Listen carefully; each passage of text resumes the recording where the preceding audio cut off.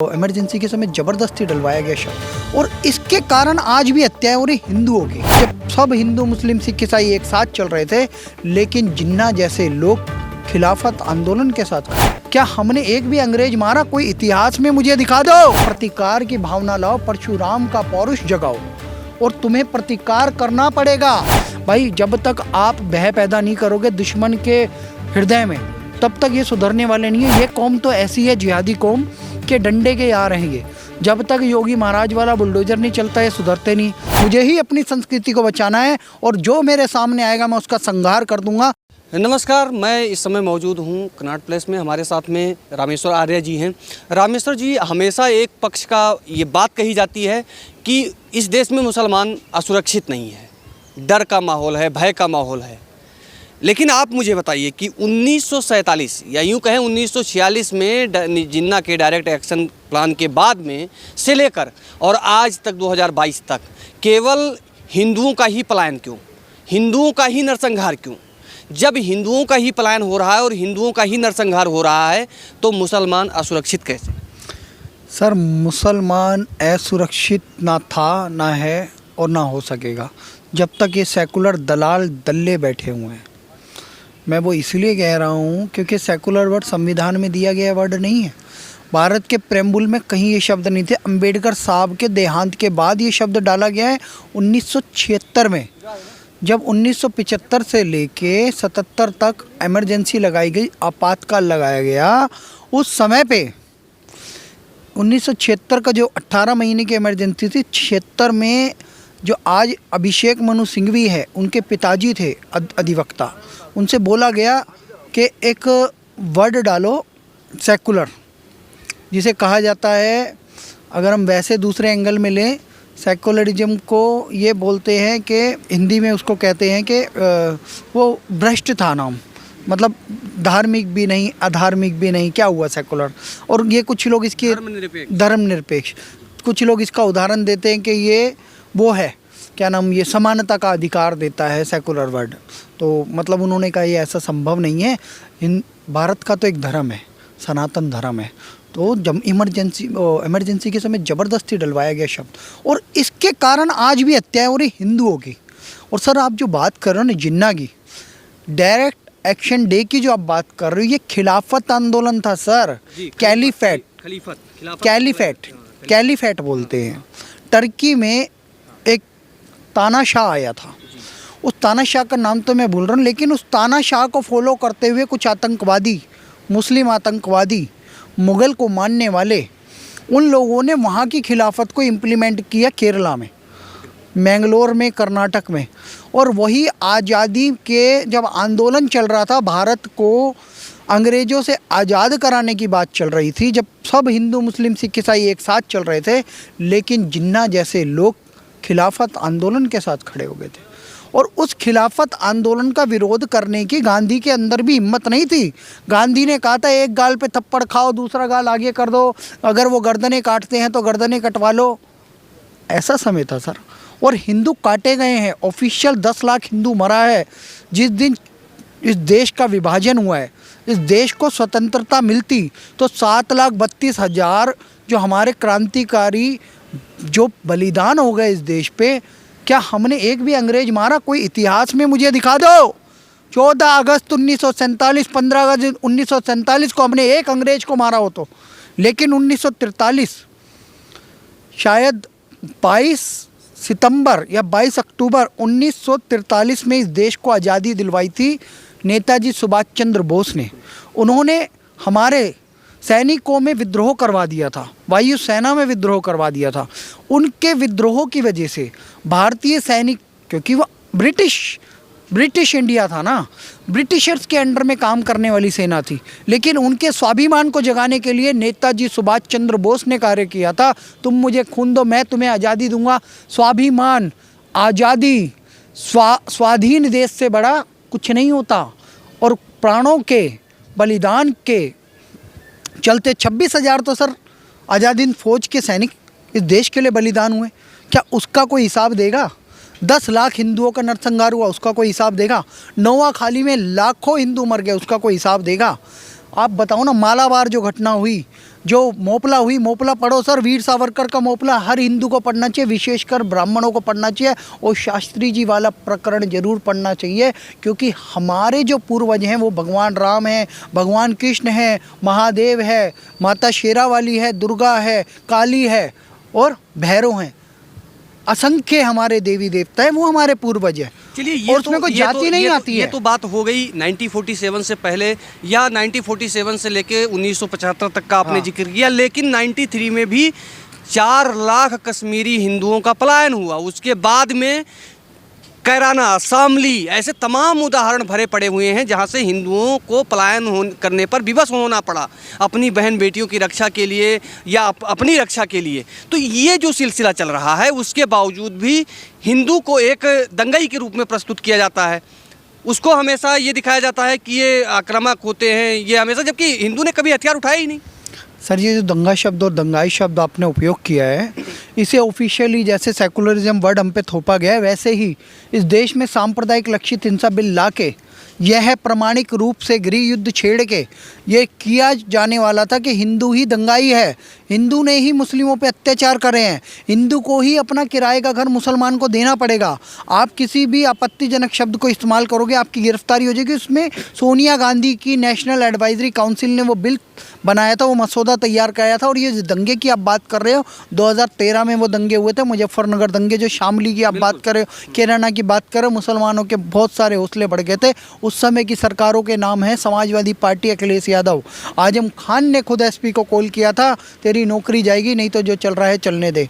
और बहुत हिंदुओं का कत्ले आम हुआ था। सेकुलर सरकारें कैसे, चलो ठीक है, ये चीज़ मान लिया, लेकिन जो हिंदू अपने आप को एक तरह से ठगा महसूस करा, एक बहुसंख्यक देश में अगर हिंदू के साथ अत्याचार हो रहा है, उनकी बहन बेटियों के साथ लव जिहाद हो रहा है, तो इसका कारण क्या है? क्या हिंदू रक्षात्मक रूप से तैयार नहीं है, या उसके अंदर कौन सा ऐसा कीड़ा है जो हमेशा उसको सहन करने पर मजबूर करता है, वो कभी प्रतिकार की भावना नहीं? देखो, प्रतिकार की भावना ये है कि हिंदू सहिष्णु है, बाय डिफ़ॉल्ट वो सेकुलर है। जो सेकुलर वर्ड है, इसको अगर वो डिफ़ाइन करते हो तो समानता का अधिकार वो पहले से ही मानता है।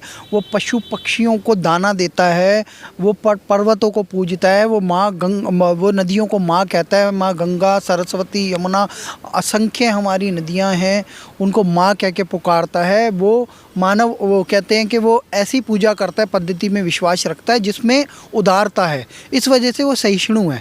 लेकिन जब वो प्रतिकार देता है तो भागलपुर होता है, गोधरा होता है, उसके बाद ये बच नहीं पाते हैं। तो हिंदू प्रतिकार देगा, उसको प्रतिकार देने का मौका नहीं दिया जाता है। आप जैसे कि बात करते कश्मीरी पंडितों का, कश्मीरी पंडितों के पास सबसे ज़्यादा संसाधन थे, सबसे ज़्यादा वैज्ञानिक थे, सबसे ज़्यादा पैसा था, सबसे ज़्यादा केसर के बाग थे, सबसे ज़्यादा उनके पास धन था, धन धान्य से वो भरपूर थे। पर घर में 4-5 लोग रहते थे, नौकर उनके 20 से 25 थे, लेकिन वो कन्वर्टेड मुस्लिम थे। 600 साल पहले वो मुस्लिम नहीं थे, वो भी कश्मीरी पंडित ही थे, लेकिन एक समय काल आने के बाद वो भी कन्वर्टेड होते गए और वो वहाँ पे नौकरी चाकरी करते रहे। लेकिन एक दिन जिहाद का कॉल हुआ। सर, हिंदुओं के पास ऐसा कोई समय नहीं है, शुक्रवार की नमाज है उनके पास। आप कानपुर जाएंगे, कानपुर में अभी आपने दंगे देखे होंगे, जिस समय पे राष्ट्रपति ने प्रधानमंत्री को इन्वाइट किया उस समय दंगे हो रहे थे। और क्या हुआ कश्मीर में? वही हुआ।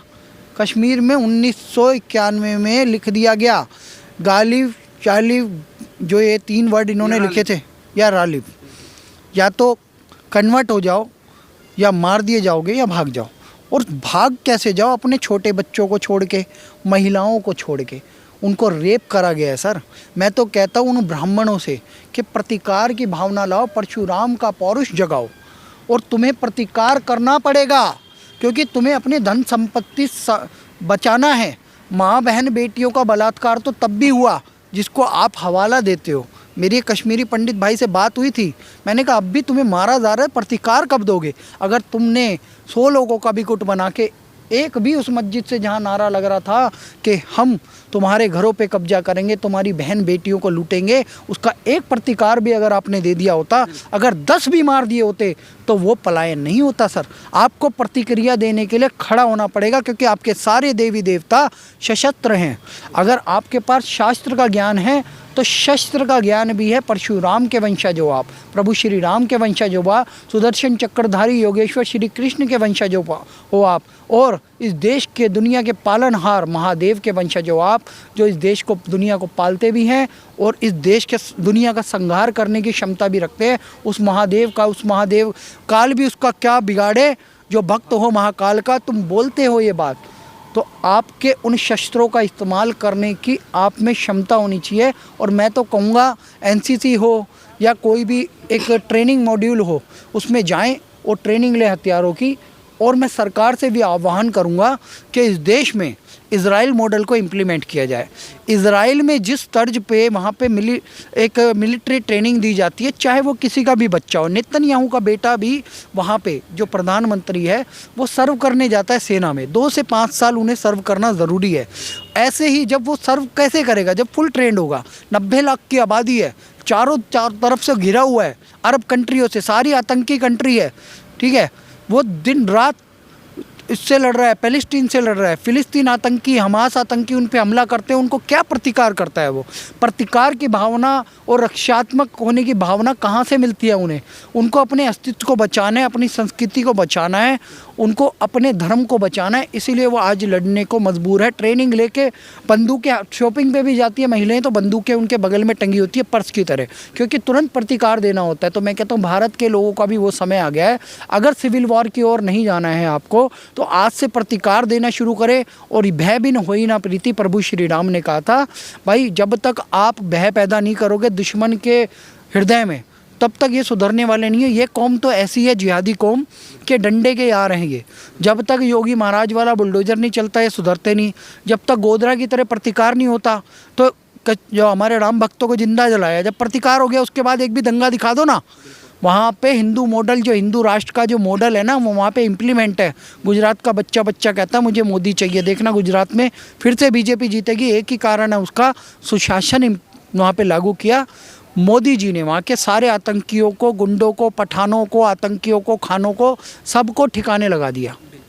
वैसे ही योगी जी ने किया, वैसे ही हिमंता बिस्वा शर्मा कर रहे हैं। इन सब का उदाहरण मैं इसलिए दे रहा हूँ, अगर आपको बचना है, अपनी संस्कृति को बचाना है, तो आपको सशक्त होना पड़ेगा और आपको स्ट्रेट फॉरवर्ड होना होगा, कोई कॉम्प्रोमाइज़ नहीं। मेरे देश के साथ, मेरी संस्कृति के साथ मैं कोई समझौता कर ही नहीं सकता, क्योंकि मैंने अफ़गानिस्तान छोड़ दिया, मैंने पाकिस्तान छोड़ दिया, मैंने बांग्लादेश छोड़ दिया, मैं हिंदुस्तान नहीं छोड़ सकता, क्योंकि मैंने समुद्र में डूब के मरना नहीं है। मैं सनातन का संवाहक हूँ, ना इसका आदि है ना अंत है, और मैं इसका प्रतिरूप हूँ, मैं इसका प्रतिनिधि हूँ। मुझे ही ये युद्ध लड़ना है, मुझे ही अपनी संस्कृति को बचाना है, और जो मेरे सामने आएगा मैं उसका संहार कर दूँगा, क्योंकि मैं भगवान राम, परशुराम, भगवान कृष्ण, महादेव का वंशज हूँ। और मैं माताओं से भी कहूँगा, आप भी दुर्गा बनो, काली बनो, चंडी बनो और तांडव करो। जो लव जिहादी तुम्हारे सामने आए, पहले उसे पंचगव्य का अर्क पिलाओ, उसे गौमूत्र पिलाओ, क्योंकि तुम्हारी तो संस्कृति है। गौमूत्र का जो अपमान करते हैं, मैं उन मूर्खों को बता देना चाहता हूँ, गाय के गोबर से, गोबर नहीं बोलता मैं, गोवर, गौ माता का दिया हुआ वर है वो।